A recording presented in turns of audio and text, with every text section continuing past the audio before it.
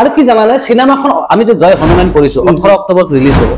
17 অক্টোবৰলৈকে সিনেমাখন আমাৰ কিন্তু 18 তাৰিখৰ পিছত আমাৰ হৈ নাথাকে তোমাৰো সবৰে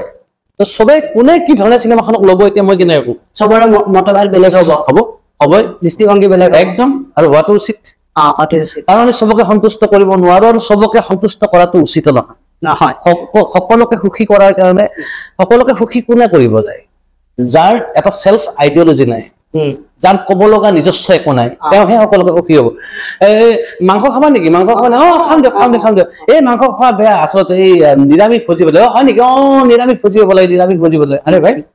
তোমাৰ শৰীৰে কি বিচাৰিছে তোমাৰ মনটোৱে কি কৈছে তোমাক ডক্টৰে কি পৰামৰ্শ দিছে মাংস খাবলৈ দিছে নে তোমাৰ নিৰামিষ খাবলৈ দিছে এইটোৰ ওপৰতে নিৰ্ভৰ কৰিব তেওঁ যেতিয়াই কৈছে হ'ব এইটো হ'ব এইটো তাৰমানে এটা ভুল মানে কথা আৰু সকলোকে সুখী কৰাৰ কোনো প্ৰয়োজন নাই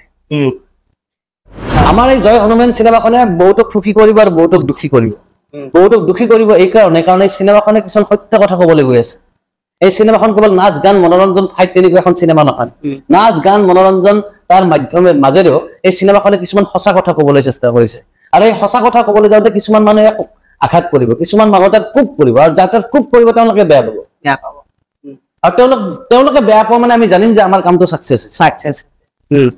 সমাজৰ কিছুমান মানুহৰ গাত লাগিব আৰু কিছুমান মানুহে ভাল পাব এতিয়া তোমাৰ মনৰ কথাখিনি যদি আমাৰ চিনেমাখনে কৈ দিয়ে তোমাৰ মনত থকা ক্ষোভখিনি যদি আমাৰ চিনেমাখনে প্ৰকাশ কৰে তুমি ভাল পাবা আকৌ যাৰ তাত সেই কোপ কেইটা পৰিব সিহঁতে বেয়া পাব মানে জয় হনুমান চিনেমাখন কোনো নিৰপেক্ষ চিনেমা নহয় এই চিনেমাখনৰ কিছু বক্তব্য আছে কিছু ক'বলগীয়া আছে এই বক্তব্য কিছুমানে ভাল পাব কিছুমানে বেয়া পাব এইটো সমাজৰ বাবে আৰু এইটো স্বাগতম মোষ্ট ওয়েলকাম সমাজৰ বাবে বহুতখিনি ক'বলগীয়া আছে হয়